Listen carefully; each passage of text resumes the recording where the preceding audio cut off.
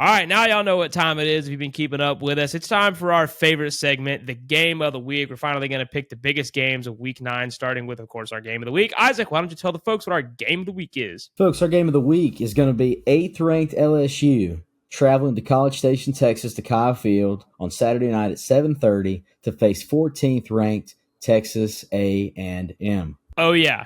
We're excited about this one. Guys, we have 5 top 25 matchups this week, but this one is probably the most important. Both teams, they're undefeated in conference play, leading the SEC. If the season ended today, which if we said this in week 1 or week 2, this would be like, okay, like whatever. But we're 9 weeks into the season now. We're over halfway. We're almost in November. If the season ended today, we would have these two in the SEC championship. You would see an LSU versus Texas A&M championship. Both teams are one loss, with both losses being out of conference and in week 1, with LSU losing to USC in Vegas, who's now 3-4, by the way, and A&M losing to Notre Dame. So now I'm going to let Isaac take over from here because obviously this is his team and I want him to be able to talk about it. So this series, as I've titled it, Dead Even, 3-3 for each team in the last 6 matchups, all via the home team. Neither team has won in College Station or Baton Rouge, respectively, in the past 6 matchups. LSU has not won in College Station since 2016. A&M, if we're going to go back a little further, just because I feel like digging on them because it's A&M Hate Week, has not won in Baton Rouge since they joined the SEC in 2012. So we're a big fan of that statistic. A 7-0 win for A&M in 2018, which I think was obviously big in changing the overtime rule in college football, 74-72. And then LSU with the walk-off in 2021, the big Max Johnson to Jere Jenkins touchdown that was right in front of me. That was a great game. This game always delivers. Super excited about this matchup. Whit Weeks has been on a tear for the LSU linebacker room over the past 2 weeks. 15 solo tackles, 2 sacks, 27 total in the past 2 games. A tremendous help to what has turned into and become a growing and very sharp LSU defense. With the Tigers coming off 2 big wins over Ole Miss in overtime, super excited to be there for that one. Got to touch Tiger Stadium's field. It was beautiful.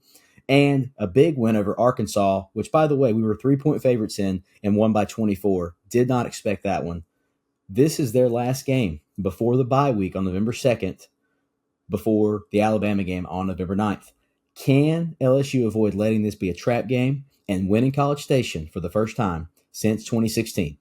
The ESPN FPI has A&M at 53%. The spread officially has the Aggies by 2.5. Joey had the first pick. Of course, he's not here. Joey is picking A&M, which means that I now have to technically go first.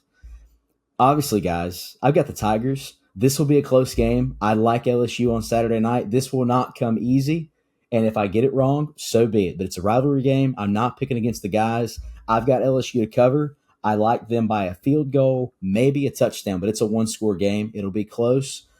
Garrett Nussmeier turned it around against Arkansas. He struggled against Ole Miss, except for the last drive in overtime, which we won, so we'll take it. The run game's been working. If they can do that, keep the defense locked in, we can get a win at Kyle Field on Saturday night, but it will be tough. Go Tigers. All right, so looking at the ESPN FPI and the spread, I don't usually take those too much into consideration when making my pick. All I'm going to say about this is that you have a 53% FPI in favor of A&M and a 2.5 spread in favor of A&M, both saying that this is going to be a really close game, which it is. I think this is going to be a blow-by-blow game. A couple weeks ago, we were like, all right, Missouri over A&M, easy. A&M's not that good. Well, A&M, they get the big win by 30 points over Missouri. Nobody saw that coming. I mean, I did think that Missouri was a little bit fraudulent and that they could lose the game, but nobody saw them getting blown out, right? So, but LSU, they're not fraudulent. However, they've been having issues on the defensive struggle. They have been getting better, like Isaac said.